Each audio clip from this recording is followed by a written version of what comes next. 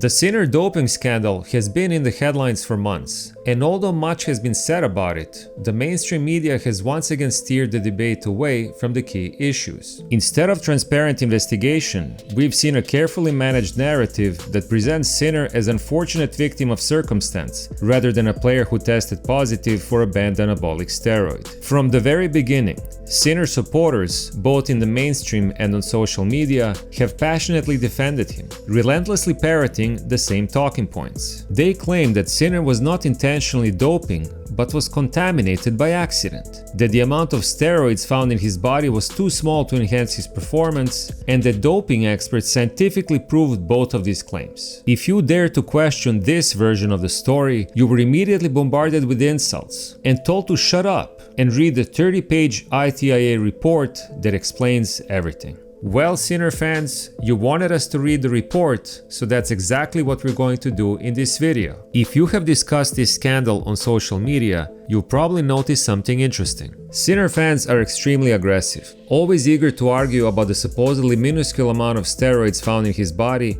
and how it allegedly had no performance-enhancing benefits. But the moment you ask them to comment on Sinner's fairy tale contamination story, they suddenly go silent. Sinner's excuse for getting caught using steroids is the most critical piece of this entire scandal. Yet it's the one subject the media desperately avoids, and his otherwise aggressive fanbase runs from like a vampire from across. And there's a reason for that. Sinner's story has more holes than a golf course. It's also the key to answering the biggest question in this case. Was Sinner just accidentally contaminated as he claims, or was he doping on purpose? I will cover the second and third points in a separate video because they deserve a deep dive of their own. And as you will see, they are also completely false. The report does not prove that Sinner didn't benefit from doping, and the only thing the so-called experts truly demonstrated was how far they were willing to suspend their belief to let Sinner off the hook. But for now, let's focus on Sinner's utterly ridiculous alibi. Sinner's fantastic story begins in March of 2024, during the Indian Wells tournament. On March 3rd, his physiotherapist Giacomo Naldi allegedly reached into his bag and cut his pinky finger on a scalpel that was inexplicably loose inside. Luckily for him, Sinner's fitness coach, Umberto Ferrara, had the perfect remedy for cuts and scrapes, a spray called trofodermin. And already we have the first extremely unusual circumstance in this extraordinary story. Trofodermin contains an anabolic steroid called clostebol, and as we all know, the use of anabolic steroids is strictly prohibited in sports. You may ask yourself, why is Sinner's fitness coach carrying around anabolic steroids? And that's an excellent question. Sinner apologists will tell you that this spray is available in Italy without a prescription. You can buy it over the counter, and that's why Ferrara bought it and brought it with him from Italy to the United States. But that doesn't make sense. Just because you can easily buy the spray in Italy doesn't explain why the coach of one of the top players would buy it and carry it with him halfway around the world. Some may say, maybe Ferrara didn't know that it contains steroids. But here's the problem with that explanation. Ferrara is a certified pharmacist. How can a pharmacist in charge of Sinner's anti-doping control not know that a spray that he bought contains a banned substance? Strange, right?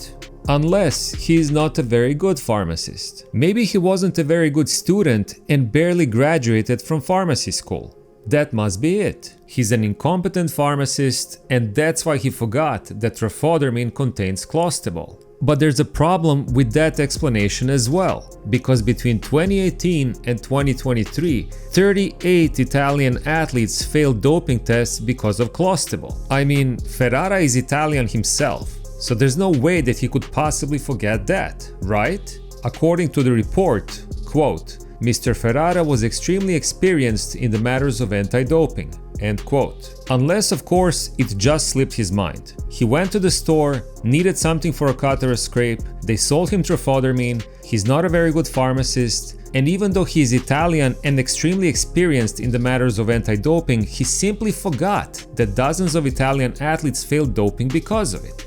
It could happen to anyone. You buy medicine all the time and you don't bother to read the ingredients, right? Except trofodermin package has the word doping printed in capital letters inside a red circle with a slash through it. But Sinner's story gets even better. Ferrara then gives the spray to Naldi to treat the cut on his pinky finger. He warns him that it contains clostebol and that it shouldn't be used anywhere near Sinner. But according to Naldi's testimony, he doesn't remember Ferrara giving him the warning because, you will not believe this, he may have been jet-lagged. Oh, come on! Guys, I'm not making this up. This is in the report. Naldi's jet-lag excuse is not just absurd, it's riddled with contradictions. According to his own testimony, he used the spray every morning from March 5th to March 13th. First of all, what kind of minor cut requires 9 straight days of steroid treatment to heal? Naldi said that he put on a bandage on the day of the injury but removed it just 2 days later. If the cut was so minor that it didn't even need a bandage after 48 hours, why did he continue drenching it with steroid spray for more than a week afterward? Both Naldi and Ferrara testified that Naldi only used the spray in Ferrara's bathroom. But why? Why wouldn't Ferrara just give him the can to use whenever he wanted? Why was Naldi treating his finger exclusively in another man's bathroom? Unless, of course, this was a precautionary measure to keep the spray away from Sinner, which would mean that Naldi had to know it contained the banned substance. You can't have it both ways. And then there's the selective amnesia. Naldi testified that on the morning of March 10, he applied exactly 2 sprays of trophodermine to his finger before giving Sinner a massage. And that's when the supposed contamination happened. So let's get this straight. He doesn't remember being warned that the spray contained steroids, but he somehow recalls the exact number of sprays he used on a specific day. And then right on cue, his memory conveniently fails him again when asked whether he washed his hands before massaging Sinner. It's remarkable how Naldi's recollections seem to appear or disappear depending on how useful they are to Sinner's case. Naldi's ridiculous testimony becomes even less credible when you consider his background. Before joining Sinner's team, he worked for the Italian basketball club Virtus Bologna for 6 years, between 2017 and 2023. At that time, 2 players in that basketball league were suspended for testing positive for clostebol. So even if Ferrara didn't warn him, how could Naldi not know that trophodermine could contaminate Sinner? But the most bizarre thing about Naldi's testimony is not that ITIA accepted it, it's that they went out of their way to fill in the blanks for him. He said that he doesn't remember that Ferrara warned him, but the tribunal determined that he did. He says that he doesn't remember if he washed his hands, but the tribunal determined that he didn't. Usually when witness testimonies contradict each other, like Ferrara and Naldi's, it raises red flags with the investigators. But the ITIA tribunal went out of their way to accept them. Who were the members of this tribunal? Sinner's mom and dad? You can start to see why so many players and doping experts are calling bullshit on these proceedings. Even if you want to believe that Sinner wasn't doping intentionally, how can anyone say that Ferrara and Naldi were not negligent? As John Wertheim of Sports Illustrated wrote, this goes beyond negligence. This is at a minimum a staggering level of malpractice. The penalty for negligence is a mandatory 2-year suspension. But instead, the ITIA cleared Sinner and his team of any fault or negligence. It's unbelievable. More importantly, no rational person can buy into Sinner's laughable excuse, especially when you consider that he and his team don't have a shred of evidence to back up their version of events. None. The only other witness is a friend of Sinner, whose testimony also contradicts theirs. And Ferrara doesn't even have an itemized receipt to prove that he bought the spray. For all we know, there was no spray.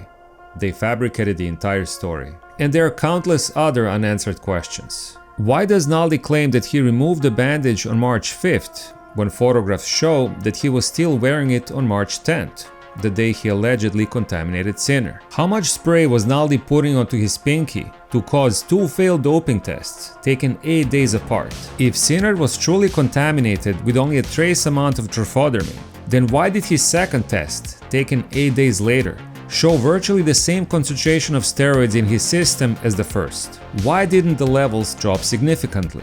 Why did one of the supposed independent experts analyzing the samples know that the sample belonged to Sinner? Why did one of ITIA's own lawyers suddenly switch sides and defend Sinner against ITIA in this case? Why didn't Sinner immediately fire these 2 clowns? Instead, he kept them on his team for a full 5 months, only cutting ties after his failed tests became public. And if Umberto Ferrara is such an incompetent buffoon that he accidentally contaminated his player with anabolic steroids, why would Matteo Berrettini, another Italian player, hire him right after Sinner fired him? Unless, of course, Ferrara, Naldi, Sinner, and Darren Cahill aren't idiots at all. They knew exactly what they were doing. Sinner's accidental contamination excuse is an entangled web of laughable coincidences, and only those desperate to believe in his innocence pretend that it doesn't stink to high heaven. His fans, blinded by fanaticism, will never admit that his story doesn't pass the smell test. But honestly, they don't need to. When you strip away the noise, the principle of parsimony, better known as Occam's razor, tells us that the simplest explanation is usually the correct one. And let's be real, if you had to bet on the reason why Sinner failed 2 doping tests, would you choose his convoluted pinky finger fairy tale or something much more obvious? I know which one makes more sense to me, and I'm pretty sure that you do too. Thank you for watching, and I will talk to you soon.